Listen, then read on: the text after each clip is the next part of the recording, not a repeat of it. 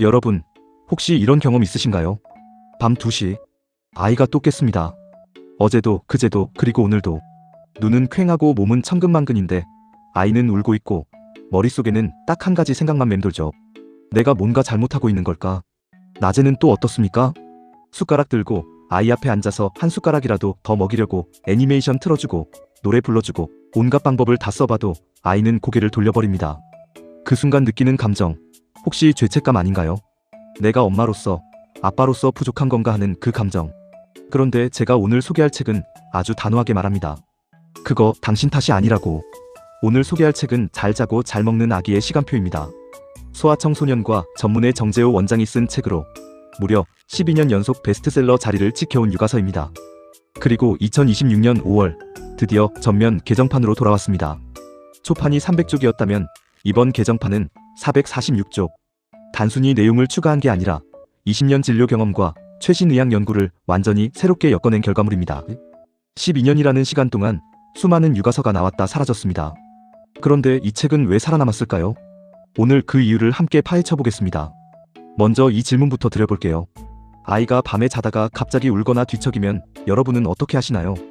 대부분의 부모들은 반사적으로 달려갑니다.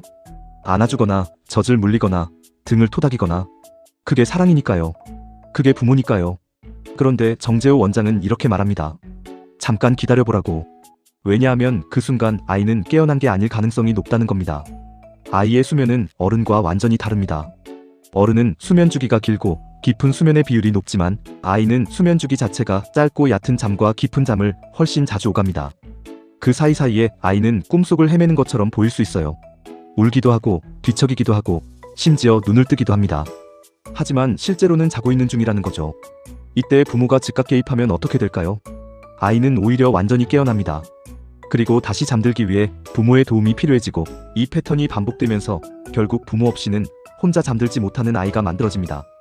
책에서는 이걸 수면 연관이라고 부릅니다. 아이가 잠드는 것을 특정 조건, 즉 엄마의 품이나 젖, 흔들림과 연결 짓는 것이죠.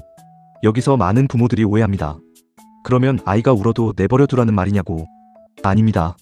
정재호 원장이 강조하는 건 즉각 반응과 지켜보기의 차이입니다. 아이가 진짜 불편해서 우는 건지 아니면 수면 주기 사이에 자연스러운 뒤척임인지를 부모가 구분할 수 있어야 한다는 거예요. 그 판단의 기준을 이 책이 매우 구체적으로 알려줍니다. 그러면 수면 훈련은 언제부터 시작해야 할까요? 책은 원령별로 매우 세밀하게 나눠서 설명합니다. 태어나서 2개월까지의 신생아 시기에는 사실 수면 훈련이라는 개념 자체가 적용되지 않습니다. 이 시기 아이의 수면은 불규칙할 수밖에 없고 그게 정상이라는 것을 부모가 먼저 받아들여야 한다고 말합니다. 그 다음 2개월에서 4개월 사이가 굉장히 중요한 전환점입니다.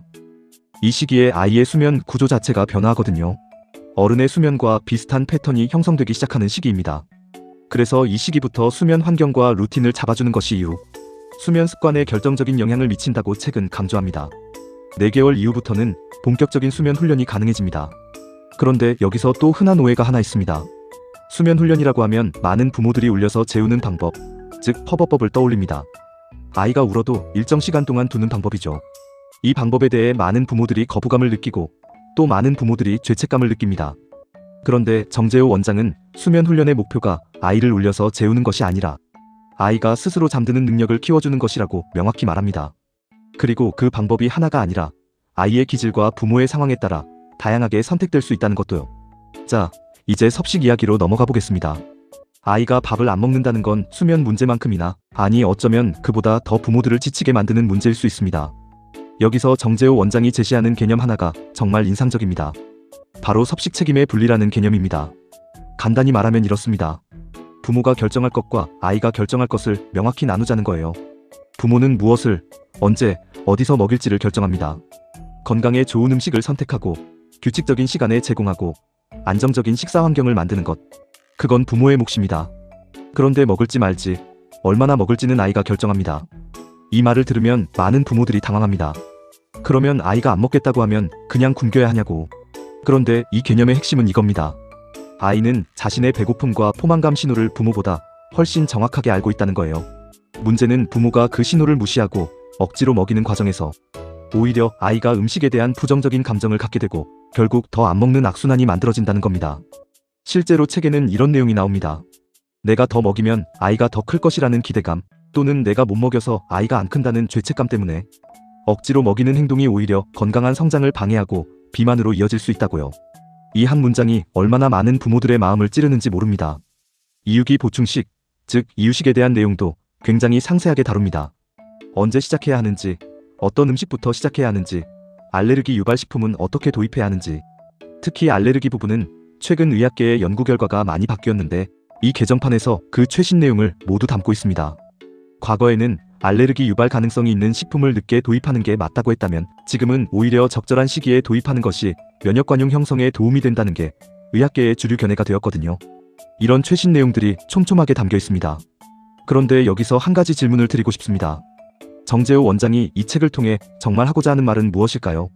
수면 훈련 방법인가요? 이유식 레시피인가요? 원령별 시간표인가요?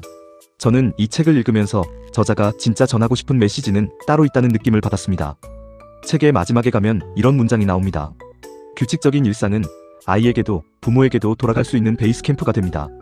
기본적인 일상을 지키면서 기다리면 좋아지는 게 아이라는 사실을 깨닫는 순간 육아가 행복해집니다.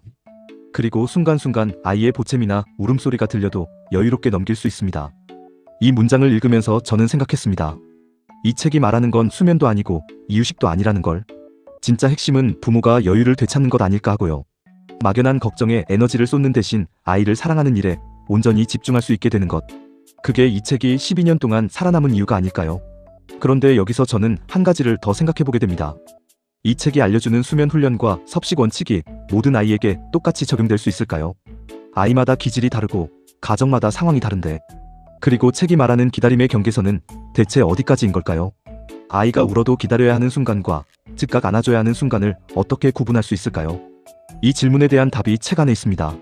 하지만 그 답은 직접 읽어보셔야 알 수 있어요. 마지막으로 이 책에 대한 기본 정보를 정리해드리겠습니다. 출간일은 2026년 5월 6일이고 출판사는 한빛라이프입니다. 장르는 육아, 수면교육, 이유식 분야의 실용 육아서입니다. 특히 이 책이 잘 맞는 독자를 말씀드리자면 신생아부터 만 2세 사이 아이를 키우고 있는 부모라면 누구에게나 추천드립니다. 아이가 밤마다 자주 깨서 지쳐있는 분, 밥을 도무지 안 먹는 아이 때문에 스트레스를 받고 있는 분, 이유식을 막 시작하려는데 뭐부터 해야 할지 막막한 분, 그리고 인터넷에 넘쳐나는 육아 정보들 사이에서 과학적으로 검증된 기준 하나를 갖고 싶은 분, 이 모든 분들에게 진심으로 추천드리고 싶은 책입니다. 오늘 영상이 도움이 되셨다면 좋아요와 구독 부탁드립니다. 그리고 댓글로 여러분의 육아 고민을 남겨주세요. 수면 때문에 힘드신 분, 이유식 때문에 고민 중이신 분, 어떤 내용이든 괜찮습니다. 댓글에 남겨주시면 다음 영상에서 그 고민을 함께 풀어보겠습니다. 육아는 혼자 하는 게 아니니까요. 오늘도 아이 곁에서 고군분투하고 계신 모든 부모님들 정말 잘하고 계십니다. 다음 영상에서 만나겠습니다.